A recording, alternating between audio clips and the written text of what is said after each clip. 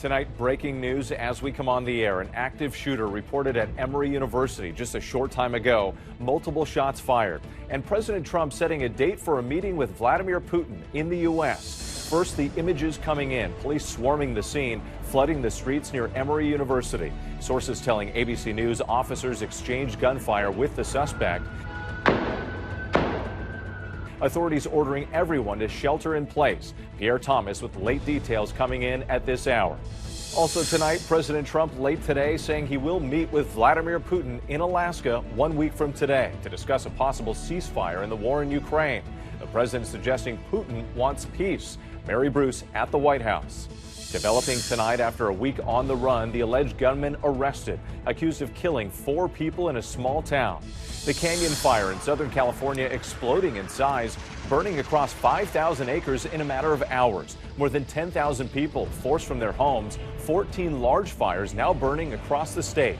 Firefighters from California to Colorado battling flames in near record temperatures. More than 50 million Americans under dangerous heat alerts. Trevor Ault in California. Tonight, Israel's major escalation in Gaza. Israel's security cabinet approving plans to seize Gaza City. Protesters calling it a death sentence for the remaining hostages held by Hamas. It comes as the humanitarian crisis worsens by the day. A balcony collapsing as Palestinians tried to reach an aid package caught on a building. Frightening moments on board the world's largest cruise ship. A water slide breaking on Royal Caribbean's Icon of the Seas. A passenger injured, water pouring onto the deck below. The powerful moment in court, a remarkable act of forgiveness. The woman hugging the defendant who killed her husband in a hit and run. The wildly popular toy targeted by thieves. Surveillance video showing dozens of boxes stolen. The store saying they're worth thousands of dollars. And remembering an American hero, Apollo 13 Commander James Lovell, famously portrayed by Tom Hanks. Houston, we have a problem. The crew flying from the Earth to the moon and back, while America and the world held its breath. From ABC News World Headquarters in New York, this is World News Tonight with David Muir. Good evening. Thanks for joining us on this Friday night. I'm Whit Johnson in for David. Several developing stories as we come on tonight. A meeting between Donald Trump and Vladimir Putin is now set. We'll have more on where and when it will take place. But we begin with that breaking news. An active shooter on the campus of a major university. Shots fired at Emory University in Atlanta. The campus put on lockdown. Area residents urged to stay indoors. The site near the headquarters of the CDC. A massive law enforcement response, including a SWAT team and the FBI. Witnesses describing the frightening scene unfolding. ABC's Pierre Thomas leads us off with late details just coming in. Tonight, dozens of police and SWAT teams swarming the scene near Emory University in Atlanta after reports of an active shooter. Go back up. Go to that. Multiple shots fired just before 5 p.m. The campus not far from CDC headquarters. Some of the windows that might have been shot on various floors of the CDC as gunfire did take place. Rescue 26 is going to be working it inside Emory U right now. I'm trying to regroup resources here. Sources telling ABC News a heavily armed suspect was on the roof of a CVS near the campus, possibly opening fire. University officials posting an urgent warning to students: run, hide, fight. Suddenly I got email and the message from Emory campus saying that there's an active shooter right up at Emory Point CVS, and that is actually where I live. Sources say local police engaged the suspect and there was an exchange of gunfire. One officer shot and killed. Authorities telling residents nearby stay indoors and lock their doors. There's nothing I can do except for feeling sad or scared. Police just reporting the suspect is dead, apparently wounded by gunfire, found on the second floor of the CVS. We don't have any civilians that have been shot in this active shooter incident. Thank God for that. Tonight, the FBI is offering assistance, and the White House says that it's monitoring this incredibly dangerous situation. Whit. Pierre Thomas for us. Thank you. Another developing story we're watching tonight. President Trump late today announcing a meeting between himself and Russian President Vladimir Putin right here in the United States to discuss ending the war in Ukraine. He had threatened sanctions against Russia starting today, but instead agreed to this meeting to take place next Friday in Alaska. Here's ABC's chief White House correspondent, Mary Bruce. Tonight, President Trump announcing a meeting between him and Russian President Vladimir Putin to discuss ending the war in Ukraine is a go. We're going to have a meeting with Russia. The president saying that meeting will happen in Alaska next Friday. Trump had given Russia until today to stop the fighting or face additional sanctions, but the fighting has only intensified. And instead of being slapped with sanctions, Putin now preparing to sit down with Trump. The president had been pushing for the meeting to also include Ukrainian President Zelensky, but now moving forward with just Putin. President Putin, I believe, wants to see peace, and Zelensky wants to see peace. Now, President Zelensky has to get all of his everything he needs, because he's going to have to get ready to sign something, and I think he is working hard to get that done. As for what's on the table, Trump suggesting a deal could involve some exchange of territory. We're actually looking to get some back and some swapping. It's complicated. It's actually nothing easy. It's very complicated, but we're going to get some back. We're going to get some switched. There'll be some swapping of territories to the betterment of both. The big question tonight, the president asked if this meeting is Russia's last chance to achieve peace. I don't like using the term last chance. I think my instinct really tells me that we have a shot at it. Mary Bruce back with us now. And Mary, the other headline from the White House tonight, the president directing the U.S. military to target foreign drug cartels. This would be an aggressive step in the Trump administration's fight against the cartels. The president directing the Pentagon to prepare options to use military force against some drug cartels in Latin America that have been deemed to be terrorist organizations. Now, one official telling us nothing is imminent, and this would certainly raise a host of legal questions. Mary, thank you. We're tracking late developments tonight in the urgent manhunt for the suspect wanted for shooting and killing 4 people in Montana. After a week on the run, authorities say the suspect is now under arrest. Here's ABC's Melissa Adon. Exactly 1 week after 4 people were shot to death in a Montana bar, setting off a massive manhunt. Tonight, authorities announcing the suspect is in custody. So the challenge is you don't know exactly where he's at, but we knew exactly where we needed to search. And I think it contributed to our success today. Police say a surveillance camera captured 45-year-old Michael Brown, an Iraq War veteran, fleeing the Owl Bar in the town of Anaconda last Friday, where he allegedly killed a bartender and 3 customers. We have a visual of someone on Ash Street. He is believed to be armed and extremely dangerous. For days, search teams scoured this mountain area while police urged residents to stay inside and lock their doors. By all indications, this is an unstable individual who walked in and murdered 4 people in cold blood for no reason whatsoever. The suspect lived next door to the bar where the shooting took place, and police say he was known to law enforcement with a drug history. Melissa Adon, thank you. Now to the fast-moving wildfires in the West. Thousands forced to evacuate. More than 50 million people on alert as searing heat stretches from the Southwest to the Midwest and then on to the Northeast. The Canyon Fire north of L.A. erupting yesterday, already burning 8 square miles. Multiple structures burned, thousands more threatened. Smoke blowing hundreds of miles away. This was the sunrise in Las Vegas this morning. Here's ABC's Trevor Ault from Southern California. Tonight, the West is a tinderbox with multiple wildfires raging out of control. The Canyon Fire burning north of L.A. At one point Thursday, torching a football field every 2 seconds. Overnight, hundreds of firefighters tried to take advantage of cooler temperatures, digging fire lines amid the flames, using everything from bulldozers to chainsaws to clear brush. But by daybreak, the Canyon Fire was still out of control. More than 10,000 people are under evacuation orders here, and you can see why. Look at this gap through the tree line in the front yard. That hilltop is on fire. It's now scorched more than 8 square miles and counting. In Colorado, the Lee Fire and the Elk Fire, scorching more than 117 square miles of land combined. Todd Morris has lived and raised animals there for more than 50 years. It's devastating. The country that we grew up in is gone. The fires have been fueled by the hottest temperatures of the season so far, from California to Arizona. What's your name?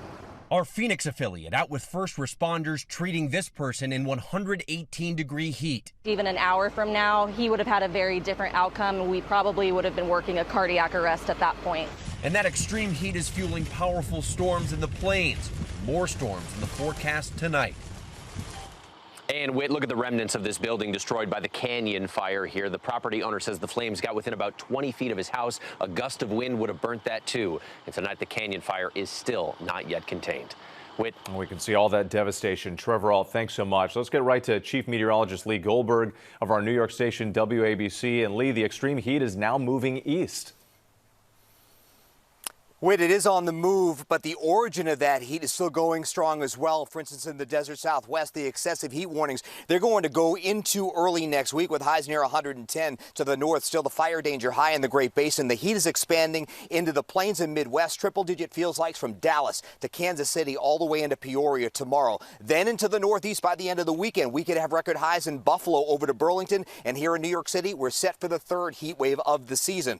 Heat's going to be in the eastern two-thirds of the country into next week, and on the edge of that heat, we look into the upper Midwest and the Great Lakes. It's storms from Sioux Falls to Duluth tonight, Des Moines and Green Bay tomorrow, some damaging winds, hail, even a brief tornado. Whit. Lee Goldberg, as always, thank you. Overseas tonight, Israel's cabinet has approved a plan to take control of Gaza City and relocate an estimated 1 million Palestinians. The major escalation is sparking condemnation from hostage families and European allies. Even Israel's military is raising concerns. ABC's chief foreign correspondent, Ian Pannell, reports from Israel. Tonight, in a major escalation sparking global condemnation, the Israeli Security Cabinet approving plans to seize control of Gaza City, where Hamas may be holding some of the remaining 50 hostages, only 20 still believed to be alive. We don't want to keep it. We want to have a security perimeter. The militants condemning Israel's announcement. An estimated 1 million people, half of Gaza's entire population, may be forced to relocate. Despite new aid airdrops, humanitarian groups saying Gaza's hunger crisis is worsening. Horrifying new video out of Gaza City showing a balcony collapsing as a crowd desperately tried to reach an aid parachute that got caught. We met one group of Palestinians approved to leave Gaza for urgent medical treatment in Jordan. Among them, children, some hit by shrapnel from the shelling, suffering from infected wounds. Noor's 8-month-old daughter Hannah needs a heart operation. She weighs less than 9 pounds. We're dying 1,000 deaths a day, she says, and she fears once her little girl recovers, they'll be sent back into Gaza, into a war that looks set to get even worse. Whit, Netanyahu saying he wants to free Gaza from Hamas and get the remaining hostages out. But after 22 months of war, Israel has failed to completely do either. The UN now warning this new plan will increase the killing, the suffering and the devastation. Whit. Ian Pannell in Israel again tonight. Thank you. Now to the frightening incident on the world's largest cruise ship. A piece of a massive water slide breaking off, injuring a passenger inside. Tonight, what we're hearing from witnesses who watched it all unfold. Here's ABC's Morgan Norwood. Tonight, a terrifying scene aboard the world's largest cruise ship. Stop the slide! A piece of acrylic glass breaking off as a guest went down the frightening boat water slide, Royal Caribbean's Icon of the Sea. Oh my God. That adult passenger injured, a cascade of water streaming down to the deck below. All of a sudden, people start screaming, yelling, freaking out. We see the water slide, and there's just water gushing out of a huge hole out of the back of it. Maddie Adams from North Carolina witnessing the accident, telling ABC News she later saw a man bleeding in a wheelchair. Employees were trying to shield him with towels. There's like plexiglass, acrylic glass from the slide on the deck below. It's honestly a miracle that nobody was severely injured. That vessel traveling between the U.S. Virgin Islands and the Bahamas when the incident took place Thursday. That water slide, the tallest drop slide at sea, with riders descending nearly 50 vertical feet. In a statement, Royal Caribbean saying its team provided medical care to the injured guest, who is in stable condition, and that the water slide is now closed pending an investigation. And the Icon of the Seas had its maiden voyage in January of last year. It's due back at the port of Miami tomorrow. Morgan Norwood, our thanks to you tonight. When we come back, tributes to an American hero, Apollo 13 astronaut Jim Lovell, and chilling pictures inside the home of the Idaho college murders, what they reveal. And a moving act of forgiveness, a woman hugging the defendant accused of killing her husband in a hit and run. Next tonight, chilling images of the Idaho college murders are now being made public following the sentencing of convicted killer Brian Kohberger. Crime scene photos inside the house where 4 students were viciously stabbed to death. There was blood on the walls, doors, and floor. 2 handprints can be seen on one of the windows. A picture of the open sliding glass door Kohberger used to get into the house. He's now serving 4 consecutive life sentences for the murders. A remarkable act of forgiveness unfolding in a Georgia courtroom during sentencing of the defendant who killed her husband in a deadly hit and run. Regina Johnson forgave him and hugged him in front of the judge. Joseph Tillman pleaded guilty to charges which also included driving under the influence. Tillman whispering, "I'm sorry." Johnson explaining God told her he needed a mom hug. Incredible. When we come back, surveillance video showing alleged thieves breaking into a store accused of stealing one of the most popular toys of the summer. To the Index tonight, authorities searching for thieves making off with thousands of dollars worth of a wildly popular stuffed toy in La Puente, California.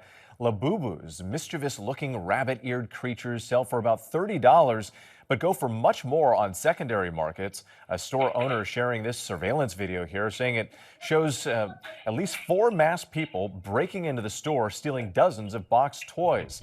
No arrests have been made. A passing to note, we learned today Green Bay Packers legend Billy Howton has died. He was believed to be the NFL's oldest living star, one of the most productive wide receivers of the pre-Super Bowl era. He still holds the team's single-game record with 257 receiving yards against the Los Angeles Rams in 1956. Billy Howton was 95. NASA releasing an incredible image of an interstellar comet racing across our solar system. The comet from another system is traveling at about 130,000 miles per hour. Discovered July 1st, the Hubble Space Telescope capturing one of the most detailed images yet of the comet. NASA says it's no threat to Earth. When we come back, remembering an American hero, Apollo 13 astronaut Jim Lovell. ABC World News Tonight with David Muir. Sponsored by Progressive. Finally tonight, remembering Apollo 13 commander Jim Lovell, his ill-fated mission to the moon and back while America and the world held its breath. It was April 13th, 1970, 55 years ago. The Apollo 13 mission, the NASA astronauts turning a catastrophic accident into a triumph of American ingenuity. And astronaut Jim Lovell was commanding the mission. The crew of Apollo 13, wishing everybody there a nice evening. Jim Lovell was a Navy test pilot before becoming an astronaut aboard Apollo 8 in 1968 when they took this now iconic photo of Earth. We were so curious, so excited about being at the moon that we were like 3 school kids looking into a candy store window, watching those ancient old craters go by. When we determined that we would get and burn into the lunar orbit on Christmas Eve, we thought, boy, we ought to say something. What can we say? Reading from the Bible on the creation of our planet. God called the light day, and the darkness he called night, and the evening and the morning were the first day. 2 years later, he would command Apollo 13. Now, with his usual good humor and enthusiasm, Jim Lovell faces his next voyage. When all of a sudden, something went wrong. The world riveted, immortalized in the 1995 film, Tom Hanks playing Jim Lovell saying that famous line. Houston, we have a problem. But in fact, those words weren't exactly said like that. Here is the actual sentence uttered by a strikingly calm module pilot, Jack Swigert, and then repeated by Lovell. Okay, Houston, we've had a problem here. This is Houston. Say again, please. Houston, we've had a problem. The command module had lost power. The oxygen tanks were leaking precious air supply into space. The Apollo 13 spacecraft has lost all electrical power. The astronauts aboard and mission control scrambled together an incredible plan to keep them alive and get them home. Stand by, 13. We're looking at it. After 4 days in space, a hero's welcome in the Pacific Ocean. Late today, NASA announcing Commander Jim Lovell has died at the age of 97. Tonight, Jim Lovell in his own words. Space flight is so interesting. The rewards far overshadow the risks. That was my feeling. And we are all grateful. What a legacy. Thanks for watching tonight. I'm Whit Johnson. Have a great night. David Muir, the most watched newscast in America. And now, ABC's World News Tonight has won the Emmy for Best Live News Program for the third year in a row.